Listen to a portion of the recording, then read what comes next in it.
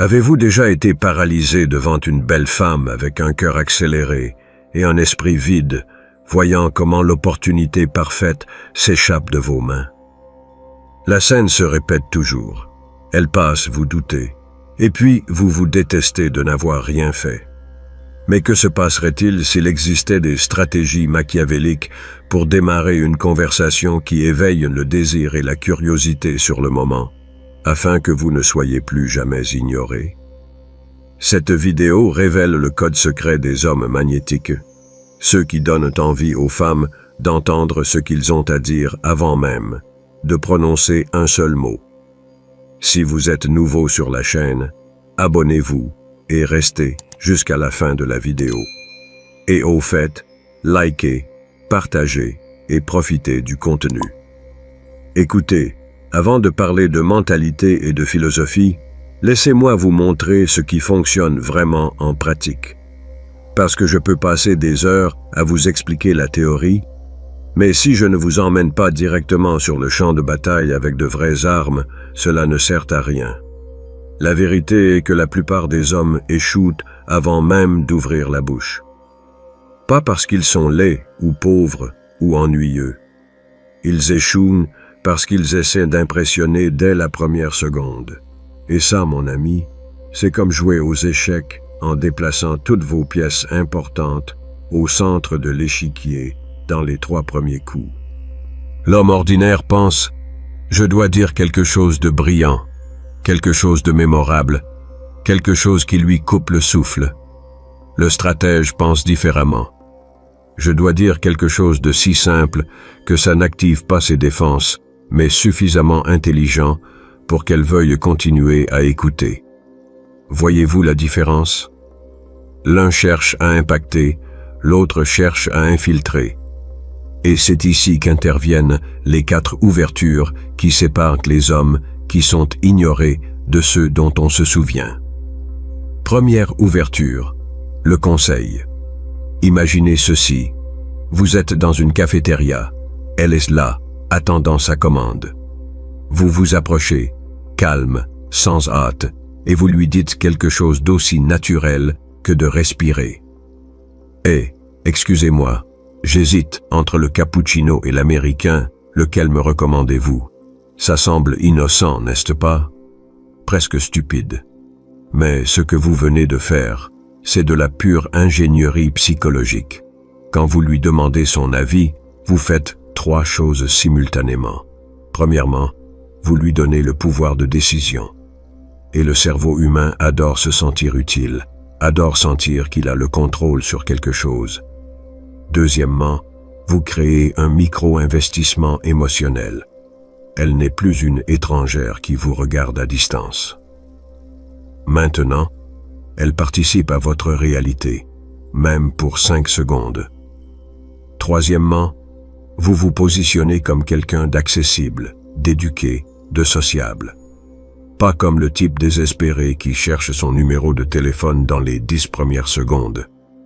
Et la beauté de ceci, c'est que ça marche dans n'importe quel contexte. Au supermarché, ce vin est-il bon ou est-ce du pur marketing? Dans une librairie, ce livre vaut-il le coup ou est-ce un de ceux qui se vendent sur la couverture? Simple, direct, létal. Deuxième ouverture, le détail visible. C'est ma préférée car elle utilise l'environnement en votre faveur. Elle lit un livre. Elle porte une montre particulière. Elle a un sac avec le logo d'un endroit intéressant.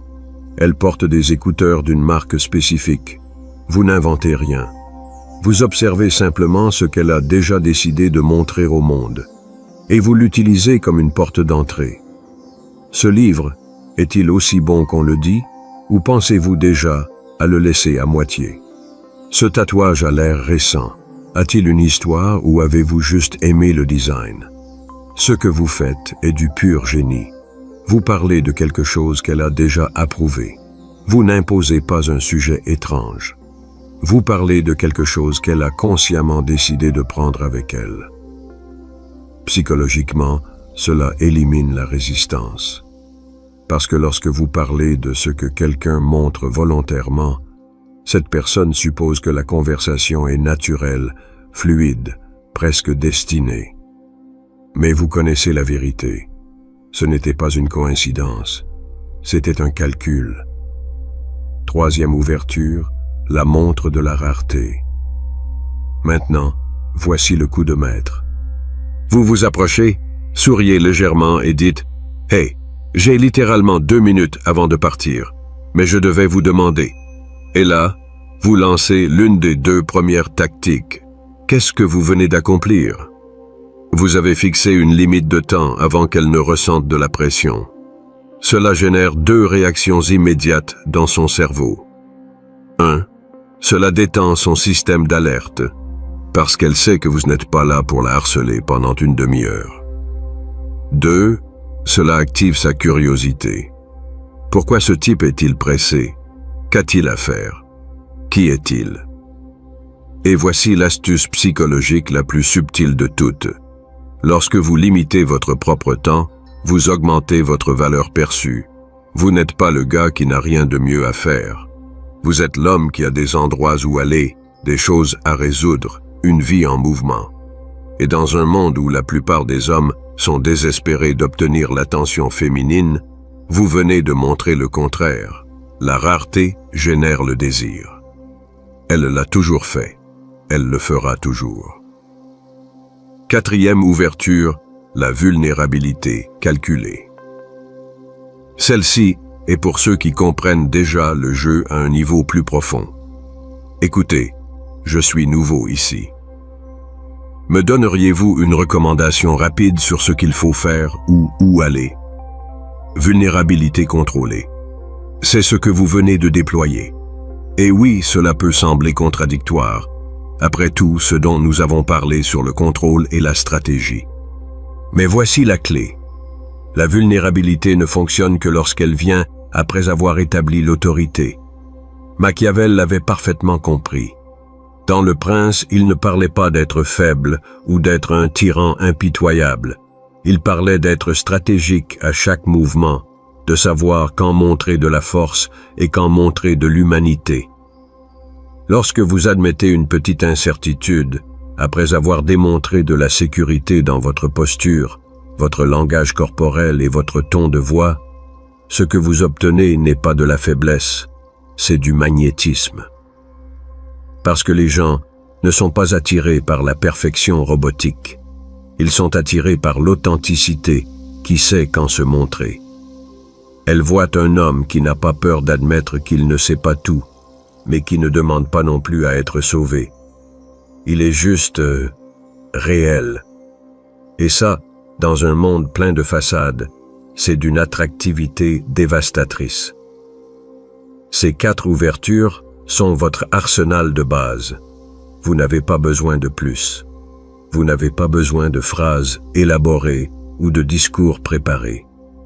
Vous avez besoin de simplicité stratégique.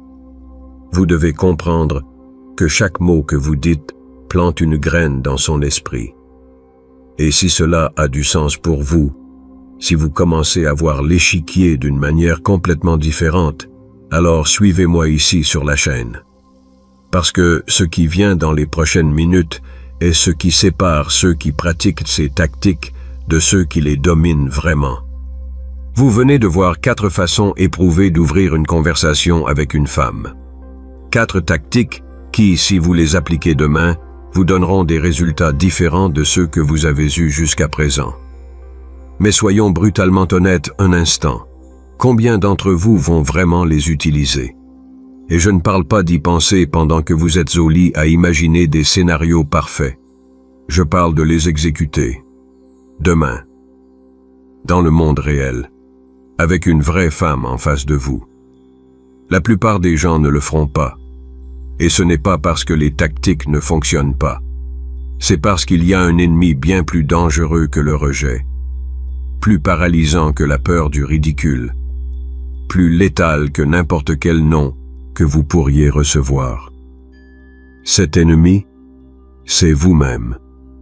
Votre esprit. Plus précisément, cette voix intérieure qui apparaît juste au moment exact où vous voyez cette femme qui attire votre attention. Cette voix qui vous dit « Attends une minute, ce n'est pas encore le bon moment.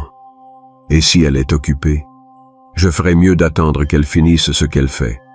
Et si elle a un petit ami, et si elle me rejette devant tous ces gens, j'ai besoin de penser à quelque chose de mieux à dire, quelque chose de plus intelligent, de plus original. » Et pendant que votre cerveau vous bombarde de ces excuses déguisées en logique, elle finit son café, prend ses affaires et part. Pour toujours. Et vous restez là, avec toute votre intelligence, avec toutes vos tactiques mémorisées, avec tout votre potentiel, ressentant ce goût amer de l'opportunité perdue. Savez-vous quelle est la différence fondamentale entre l'homme qui est ignoré et l'homme qui génère de l'attraction? Ce n'est pas le physique, ce n'est pas l'argent, ce n'est même pas ce qu'il dit. C'est ceci. L'homme qui gagne est celui qui agit avant que son esprit n'ait le temps de le saboter. J'appelle ça le commandement des jambes, parce que votre cerveau peut être en panique, votre cœur peut être accéléré, vos mains peuvent être moites, mais si vos jambes bougent déjà vers elles, le reste du système nerveux n'a d'autre choix que de suivre le rythme. L'action précède la confiance, pas l'inverse.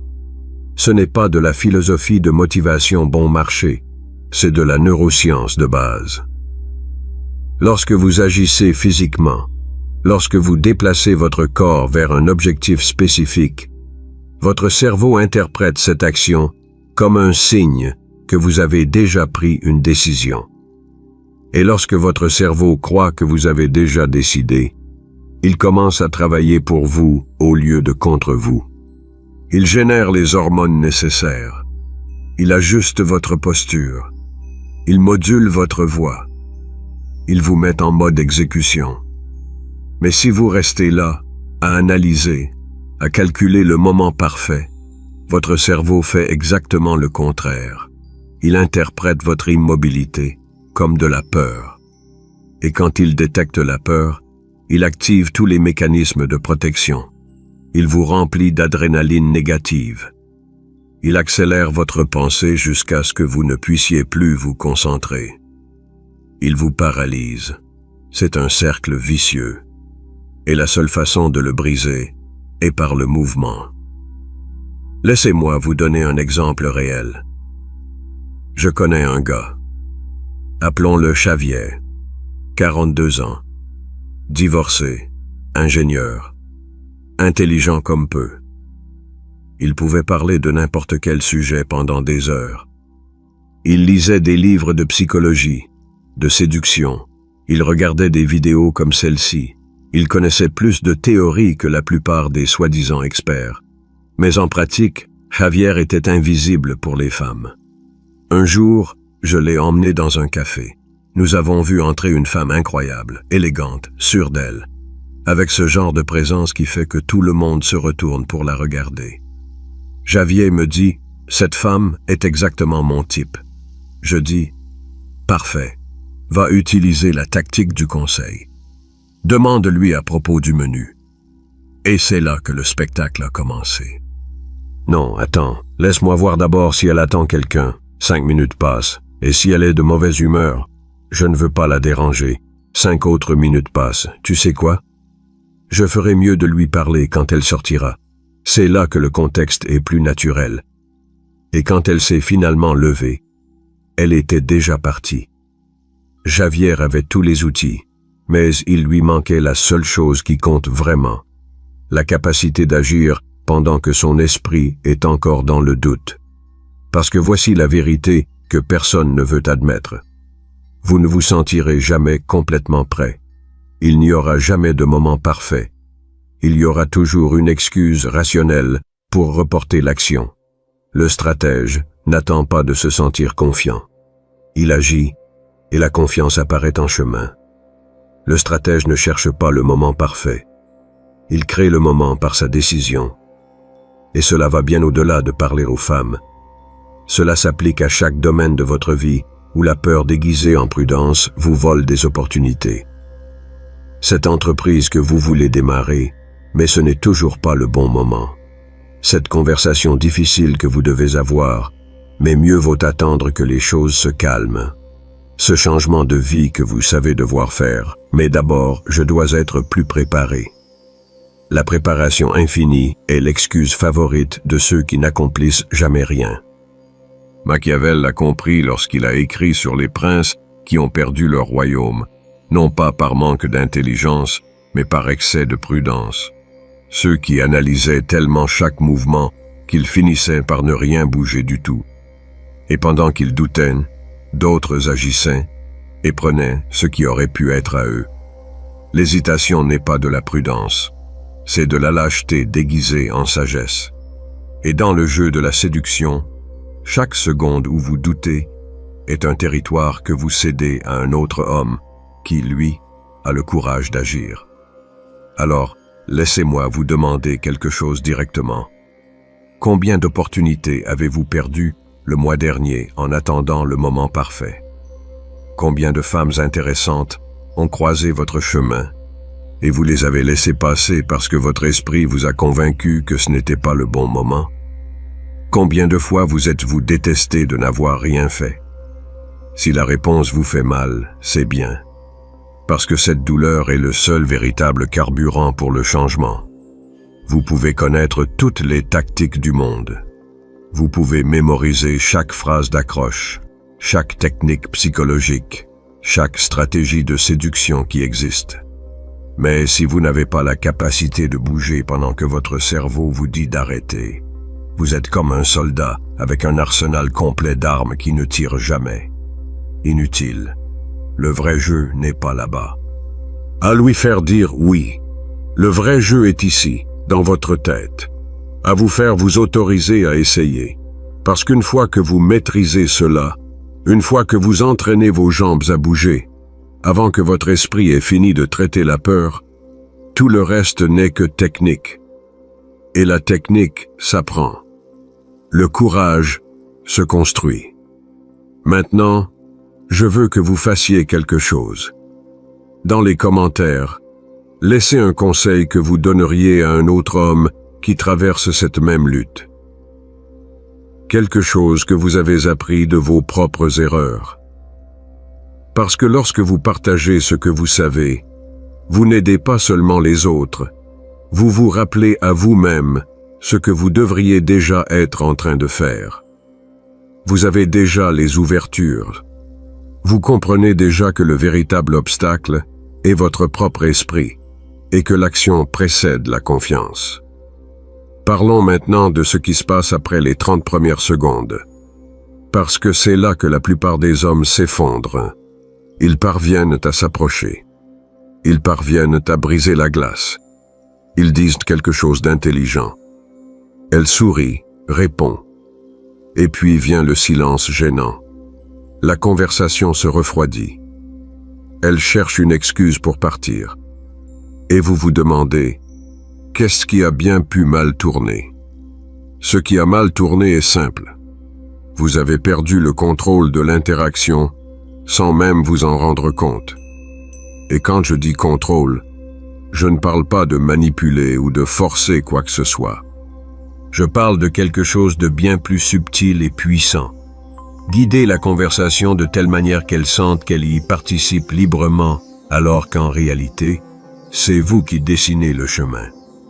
C'est la différence entre pousser une rivière et construire un canal. L'un génère de la résistance, l'autre dirige le flux. Laissez-moi vous montrer comment on fait. L'échelle du oui. Le cerveau humain recherche la cohérence. Une fois qu'il prend une décision, il veut garder cette ligne de pensée pour ne pas se sentir en contradiction avec lui-même. Dans la psychologie de la persuasion, c'est connu comme le principe de cohérence, et c'est d'une efficacité dévastatrice quand on sait l'appliquer. La technique est simple. Vous créez une série de petits consentements qui créent une dynamique vers là où vous voulez amener la conversation. Imaginez ceci. Vous. Puis-je vous demander quelque chose rapidement? Elle. Bien sûr. Première étape. Premier, oui. Vous. Entre ces deux options de café, laquelle choisiriez-vous? Elle. Je prendrai le cappuccino. Deuxième étape. Elle investit déjà dans la conversation. Vous. Intéressant. Et votre nom est? Elle. Andrea. Troisième étape. Maintenant, elle a partagé une information personnelle. Vous. Andrea, j'ai aimé votre conseil. Où est-ce que je vous trouve plus tard pour vous dire si vous aviez raison ou non? Quatrième étape. Et voilà. Vous êtes passé d'être un étranger à être quelqu'un qui a une raison légitime de garder le contact. Voyez-vous comment ça a fonctionné? Vous n'avez pas demandé son numéro directement. Vous ne lui avez pas demandé si elle voulait vous revoir. Vous avez simplement construit une échelle logique où chaque étape semblait naturelle, presque inévitable. Elle a dit oui 4 fois sans ressentir de pression. Parce que chaque oui était petit, facile, sans risque apparent. Mais la somme de ces petits consentements vous a amené exactement là où vous vouliez être. Le rythme de la conversation. Maintenant, garder le contrôle ne consiste pas seulement à obtenir des réponses. Il s'agit de poser les bonnes questions au bon moment. La plupart des hommes font 2 erreurs fatales. Ils posent des questions fermées auxquelles on répond par oui ou non. Cela tue la conversation en quelques secondes. 2. Ils posent des questions génériques et ennuyeuses auxquelles elle a répondu 1000 fois. Que fais-tu dans la vie? D'où viens-tu? Que fais-tu de ton temps libre? Ces questions ne génèrent pas de connexion. Elles génèrent des entretiens d'embauche. Le stratège pose des questions ouvertes qui activent de l'émotion et la narration. Qu'est-ce qui t'a fait choisir cette carrière? Qu'est-ce qui t'a le plus surpris en vivant dans cette ville? Si tu devais recommander ce livre à quelqu'un, à qui le donnerais-tu et pourquoi? Vous notez la différence? Ces questions obligent le cerveau à entrer en mode histoire. Quand quelqu'un raconte une histoire, il active des souvenirs, des émotions, des expériences personnelles, et cela crée une connexion beaucoup plus profonde que n'importe quel échange superficiel de données. Mais voici le vrai pouvoir. Pendant qu'elle parle, vous observez son ton de voix quand elle mentionne certains sujets, les expressions faciales qui apparaissent et disparaissent, les micro-gestes qu'elle fait avec ses mains, les mots spécifiques qu'elle répète. Tout cela vous dit ce qu'elle valorise, ce qu'elle craint, ce qu'elle désire. Et quand vous avez cette information, vous pouvez ajuster votre conversation comme quelqu'un qui accorde un instrument. À ce moment, vous savez quels sujets approfondir, lesquels éviter, quand ajouter de l'humour, quand devenir sérieux. C'est ça le vrai contrôle.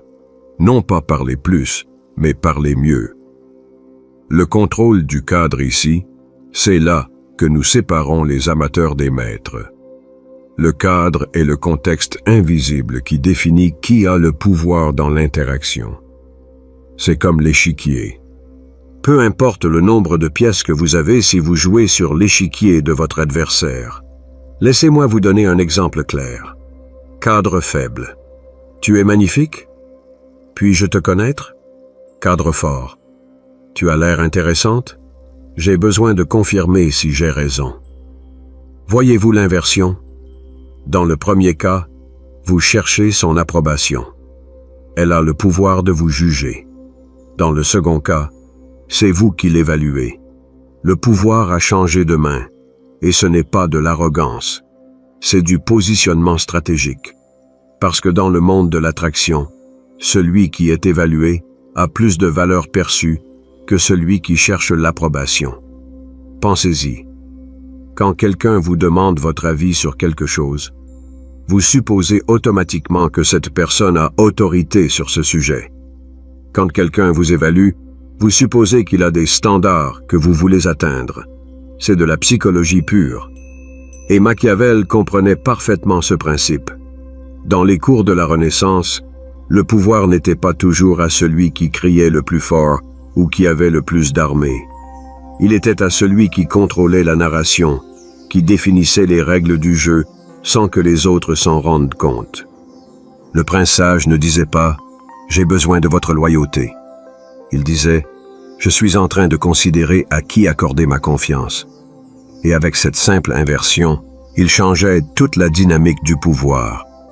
Vous faites la même chose dans une conversation. Vous ne poursuivez pas. Vous ne suppliez pas. Vous offrez l'accès à votre monde, mais seulement si elle prouve être quelqu'un qui vaut la peine d'être connu. Cette mentalité change tout. Le silence comme arme. Et maintenant vient l'un des outils les plus puissants et les plus ignorés. Le silence stratégique. La plupart des hommes ont une peur panique du silence. Quand il y a une pause dans la conversation, ils paniquent et commencent à remplir l'espace avec des mots inutiles. C'est de la faiblesse sociale. L'homme qui domine l'interaction n'a pas peur du silence. Il l'utilise. Quand elle finit de parler, vous ne répondez pas immédiatement. Vous laissez ces mots flotter dans l'air pendant 1 seconde. Vous la regardez dans les yeux. Vous souriez légèrement de côté et vous attendez. Que se passe-t-il dans cette seconde de silence? Son cerveau entre en mode évaluation. A-t-il aimé ce que j'ai dit? Est-il d'accord? À quoi pense-t-il? Et dans ce micro-inconfort, elle investit davantage dans la conversation. Parce que l'être humain recherche l'approbation de celui qui ne l'offre pas immédiatement. C'est un mouvement subtil, mais dévastateur. Le silence bien placé crée de la tension. Et la tension, lorsqu'elle est gérée correctly, génère de l'attraction. Maintenant, je veux vous poser une question. Et je veux que vous participiez dans les commentaires parce que c'est important. À votre avis, qu'est-ce qui fonctionne le mieux pour garder le contrôle d'une conversation? A. Poser des questions qui activent les émotions et les récits. B. Utilisez des silences stratégiques qui génèrent de la tension.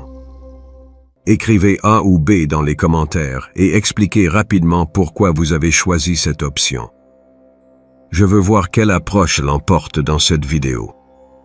Parce que les deux sont puissantes, mais chaque homme a son propre style. Et vous devez découvrir lequel fonctionne le mieux pour vous. Pendant que vous pensez à votre réponse, laissez-moi vous dire quelque chose. Ces techniques ne sont pas des trucs bon marché. Elles sont le résultat de la compréhension du fonctionnement de la psychologie humaine, à un niveau que la plupart ne prennent jamais la peine d'étudier. Et le meilleur de tout, c'est que plus vous les utilisez, plus elles deviennent naturelles, jusqu'à ce que vous n'appliquiez plus de technique.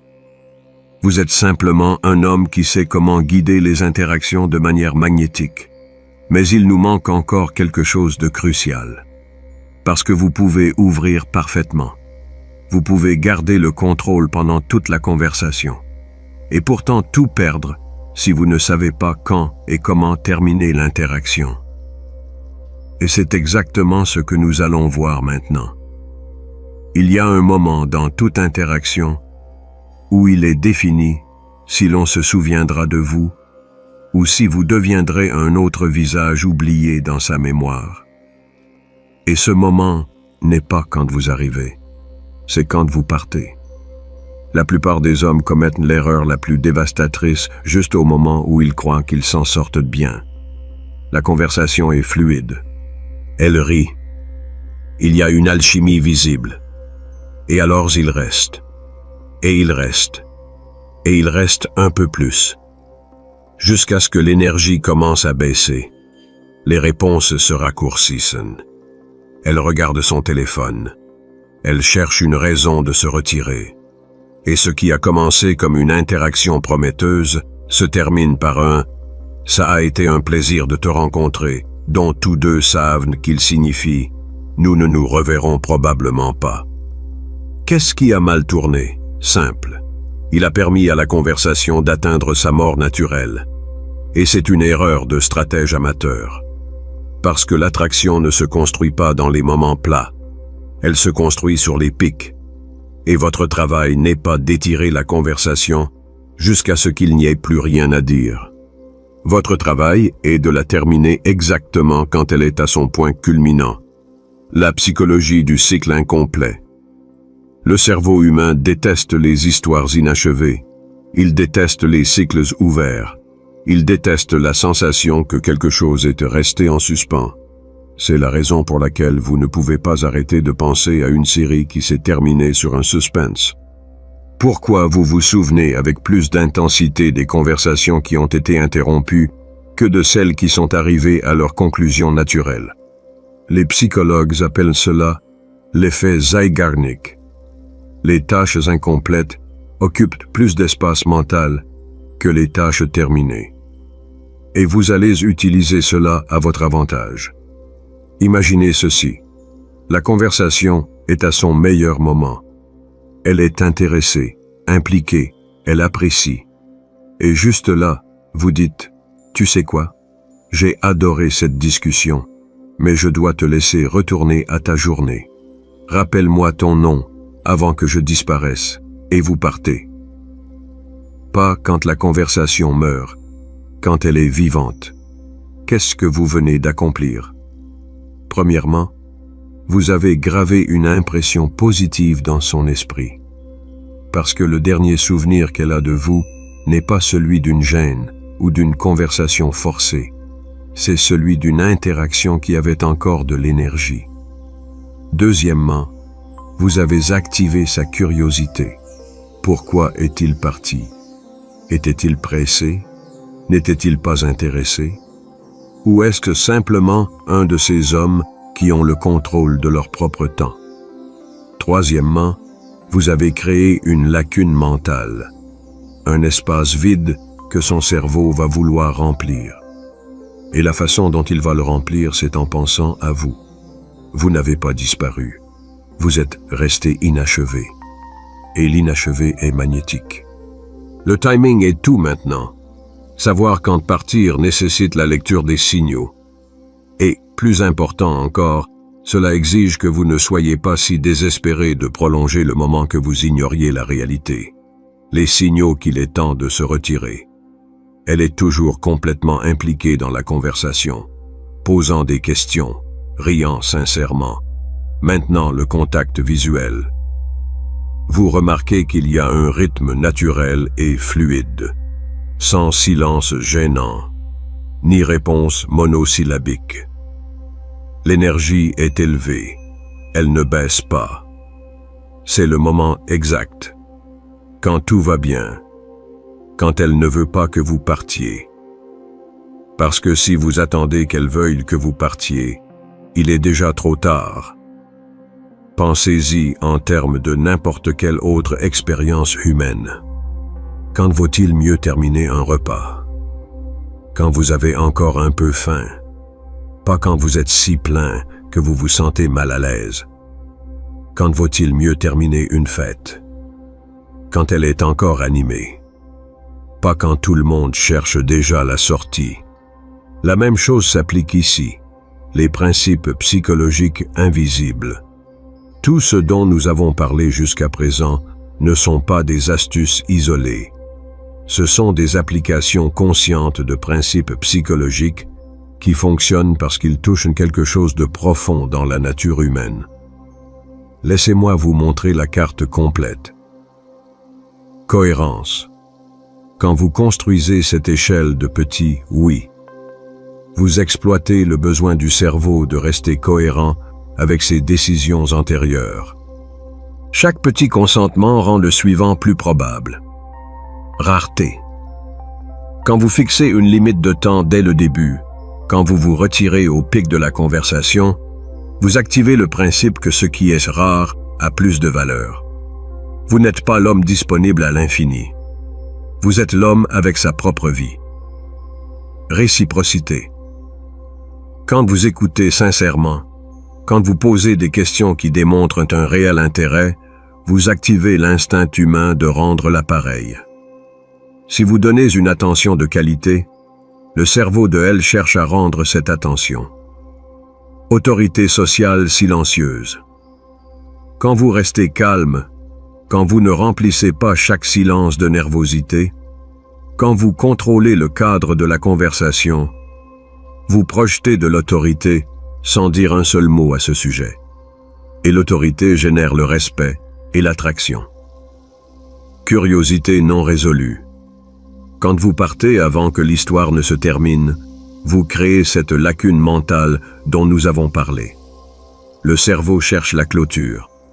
Et s'il ne l'obtient pas, il continuera à travailler en arrière-plan, à traiter, à se demander, à se souvenir. Ce ne sont pas des concepts nouveaux. Ils sont aussi vieux que l'humanité elle-même. Machiavel observait ces mêmes schémas dans les cours du XVIe siècle. Les princes qui savaient se retirer des négociations au moment exact obtenaient de meilleures conditions que ceux qui restaient à supplier. Ceux qui savaient créer la rareté de leur présence étaient plus valorisés que ceux qui étaient toujours disponibles. Le pouvoir n'a jamais résidé dans la force brute. Il réside dans la compréhension des règles invisibles du jeu humain. La mentalité du stratège. Et nous arrivons ici au cœur de tout cela. Parce que vous pouvez apprendre toutes les techniques, mémoriser toutes les tactiques, étudier chaque principe psychologique. Mais si votre mentalité est celle d'un homme qui cherche la validation externe, rien de tout cela ne fonctionnera vraiment. Le stratège de la séduction n'est pas là pour être approuvé. Il est là pour évaluer si cela vaut la peine d'investir son temps et son énergie. Il comprend que sa présence a de la valeur, que son attention est un cadeau, pas une supplique. Il lit l'ambiance comme on lit un livre, il observe les schémas, il détecte les signaux, il anticipe les réactions, il crée le confort quand c'est nécessaire. Il génère de la tension quand c'est stratégique, et il sait exactement quand se retirer. Il ne s'explique jamais à l'excès. Il ne justifie jamais ses décisions. Il ne supplie jamais pour une seconde chance. Chaque mouvement qu'il fait semble naturel, spontané, presque accidentel. Mais derrière cette naturalité, il y a un niveau de conscience que la plupart des hommes ne développent jamais, parce que la majorité joue le jeu émotionnel, réagissant à ce qu'ils ressentent sur le moment. Le stratège joue le jeu mental, agissant à partir de ce qu'il sait qui fonctionne, non pas à partir de ce qu'il craint qui pourrait mal tourner. Et cette différence est abyssale. L'échiquier est à vous. Revenons au début un instant. Il y avait deux types d'hommes, ceux qui attendent le moment parfait et ceux qui le créent. Maintenant, vous savez comment ce moment se crée, avec des ouvertures simples mais chargées d'intentions psychologiques, avec l'action qui précède la peur, avec un contrôle subtil qui guide sans forcer, avec des sorties perfectly synchronisées qui laissent une marque, et surtout, avec une mentalité qui comprend que la séduction n'est pas un accident. C'est de l'architecture émotionnelle. Vous vous souvenez des 4 ouvertures du début? Le conseil, le détail visible, la montre de la rareté, la vulnérabilité calculée. Vous vous souvenez de l'ennemi invisible? Votre propre esprit essayant de vous arrêter. Vous vous souvenez du contrôle du cadre? Qui définit le contexte gagne la partie. Tout est connecté. Tout a un but. Et maintenant que vous voyez le système complet, vous ne pouvez plus voir les interactions sociales de la même manière. Chaque conversation est une opportunité d'appliquer ce que vous savez. Chaque femme intéressante qui croise votre chemin est une partie où vous connaissez déjà les règles invisibles. Il ne s'agit pas de manipuler. Ça n'a jamais été à propos de ça. Il s'agit de comprendre le système émotionnel humain mieux que 99% des hommes qui vivent réactivement, en espérant que la chance leur soit favorable.